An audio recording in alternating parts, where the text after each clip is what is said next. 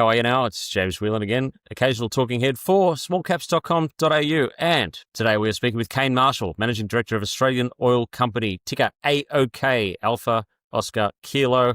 Again, the only thing I learned in flight school was the phonetic alphabet. This is the first time we've had AOK on the network, and it's a great time to be doing so. The company has just announced a significant move in California a while ago, but an update today. Kane, thank you for joining us. How are you now? Okay, mate, or better. AOK, I love it. Yes. How often do you get to do that? A couple of times a day?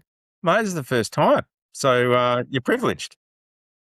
Not so bad. Look, let's start with today's update, in which you presented a quick strategy update. Give us a quick update on how that went. Yeah, it's a general meeting today. So just outlined to shareholders the rationale of why we're doing what we're doing, which is simply we're increasing our working interest in California to rationalise, our joint ventures and effectively control our destiny there, and our entry into Surat Basin and why and when we are going to do things. Well, it mentioned rig count.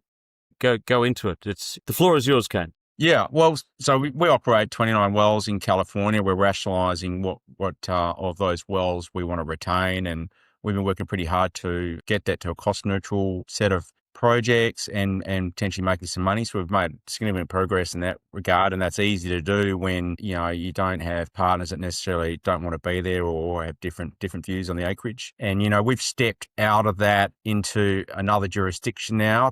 As we said to shareholders, we were looking at other areas where there is demand for oil and gas, and we know there's demand for gas in the east coast of Australia. We know there's demand for oil at Inland Oil Refinery. So we've picked up 3 projects there, and principally not really low-hanging fruit. That's part of it, but it's all the exploration upside there, which we haven't articulated to the market yet. That's what the market likes. Gives us something new to talk about and pivot towards heading to 2026.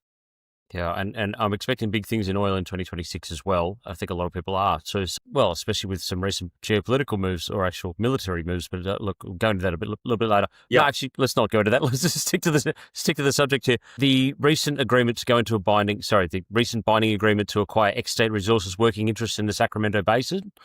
Why don't you work through for us, please, what that means for AOK? Yeah, so they've been a partner in the Sacramento Basin or various Sacramento Basin joint ventures for a significant period of time.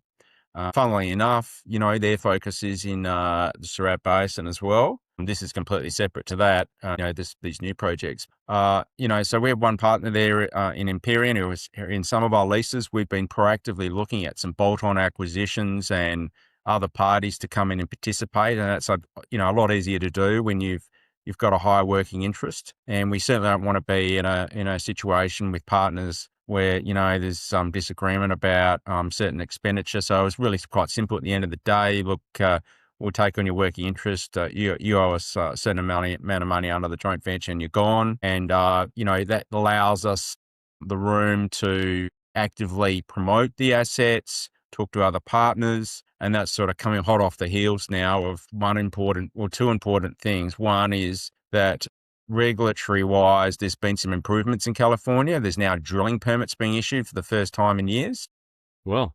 And secondly, CRC, which was the spin-out from the Oxy Corporation, where Warren Buffett's a major shareholder, that merger with Berry, I think, is nearly priced at $1 billion Australian dollars. So there's some consolidation happening. There's demand for gas with AI and data centers, value there. And to capture that value, you're better off to kind of be able to control your own destiny, so to speak, and then work through, in those projects where we need to spend a bit of money, pick up a bit more land. And also, with this CRC Berry merger, I wouldn't all be surprised that some assets in their portfolio may become non-core and could certainly become material for us. And we're an operator and we're already there.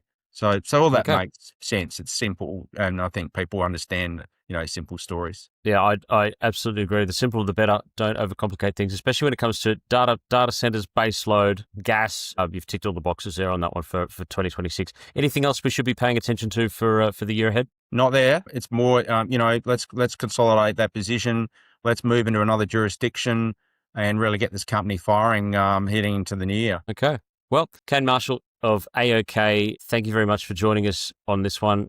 That's the stock code. Australian Oil Company is the actual name of the company. Thank you for the first interview with smallcaps.com.au. Looking forward to having many more in the future ahead. Good on you, James. All right. Thank you very much for joining us. I'm James Whelan, occasional talking head for smallcaps.com.au. Stay safe and all the best.